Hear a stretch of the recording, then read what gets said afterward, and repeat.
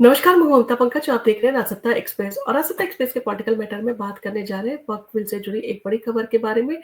वक्फ संशोधन विधेयक का नाम उम्मीद क्यों रखा गया है? किरण रिजिजू ने जो इसका कारण बताया।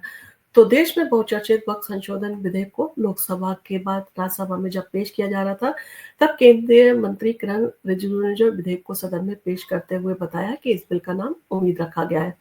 और इसके साथ ही उन्होंने इस बिल के नाम का मतलब भी समझाया और वक्फ बिल को उम्मीद नाम क्यों दिया गया है। केंद्रीय मंत्री ने जो इसका क्या मतलब बताया, चलिए इसको समझने की कोशिश करते हैं। तो वक्फ संशोधन विधेयक का नाम उम्मीद रखा गया है, जिसको लेकर हर किसी के मन में जिज्ञासा और सवाल है।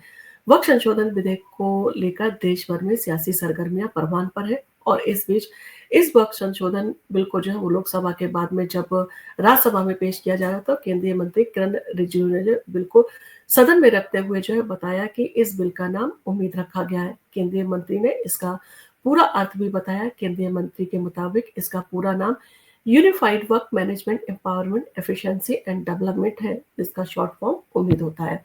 तो उम्मीद नाम ही क्यों? किरण रिजिजू ने जो इन सारी चीजों को बेहतरी से जो एक्सप्लेन किया। तो केंद्रीय मंत्री किरण रिजिजू ने जो है वक्फ संशोधन बिल का नाम उम्मीद रखने का जो है वो कारण बताया। केंद्रीय मंत्री किरण रिजिजू ने बताया कि उम्मीद का मतलब है unified work management empowerment efficiency and development. और हमने कलेक्टर के रोल से लेकर सर्वे रजिस्ट्रेशन म्यूटेशन सहित सभी बिंदुओं पर जो पारदर्शिता के साथ यूनिफाइड जो है वो कर सालों से लंबित समस्या को दूर करने का प्रयास किया है। एम्पावरमेंट का जिक्र करते हुए उन्होंने कहा कि सुन्नी हो, सिया हो, पसमंदा मुस्लिम हो या पिछड़ा मुस्लिम हो, महिलाएं हो, सबको निर्णय लेने की जगह जो है मिलनी चाहिए। एफिशिएंसी को जो है बढ़ाने के लिए हमने टेक्नोलॉजी का इस्तेमाल करने का प्रावधान भी किया है। अब सेंट्रलाइज्ड डेटाबेस होगा और डिजिटल पोर्टल होगा और ये राज्यों के साथ लिंक जो है वो किया जाएगा। वक्फ संपत्ति की रजिस्ट्रेशन ट्रैकिंग जो है वो की जा सकती है, यानी कि अब वक्फ संपत्ति का अगर रजिस्ट्रेशन किया गया है तो उसे जो है आसानी से ट्रैक किया जा सकता है। वक्फ के पास जो है दुनिया की सबसे ज्यादा जो है प्रॉपर्टी है। इन सारी चीजों के बारे में भी बताया।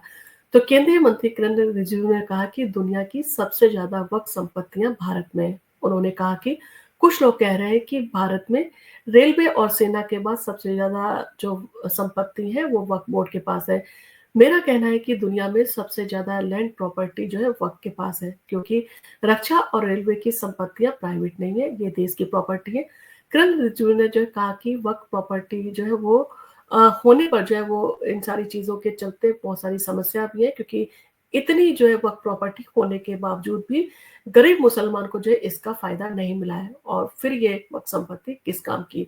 यानी कि जिस तरह से दान किया जाता है, दान का मतलब यही होता है कि इस जो है प्रॉपर्टी का जो है उपयोग गरीबों के कल्याण के लिए, उत्थान के लिए, उनके हॉस्पिटल के खर्चे के लिए जो है वो किया जाएगा। अगर इन सारी चीजों के लिए इस संपत्ति का जो है प्रयोग नहीं किया जा रहा है तो फिर ये संपत्ति किस काम की। उन्होंने कहा कि अब जो है वो सही तरीके से वक्फ प्रॉपर्टी को जो है वो विकसित किया जाएगा और इससे जो है कहा जा सकता है कि अगले कुछ सालों में करोड़ों लोग जो है मुस्लिम आबादी जो है वो इन सारी चीजों का फायदा उठाएगी।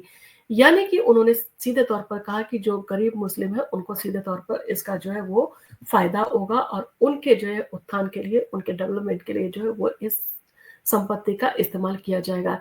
यानी कि अब तक जिस तरह के आरोप लगते आ रहे थे कि इस संपत्ति का इस्तेमाल जो है वो दूसरे जो है वो धर्मों के हाथ में चला जाएगा, या कुछ लोगों का कहना था इसके आने से जो है जो मस्जिद और दरगाह है उनको लेकर जो है वो उनके विरोध में जो फैसले होंगे।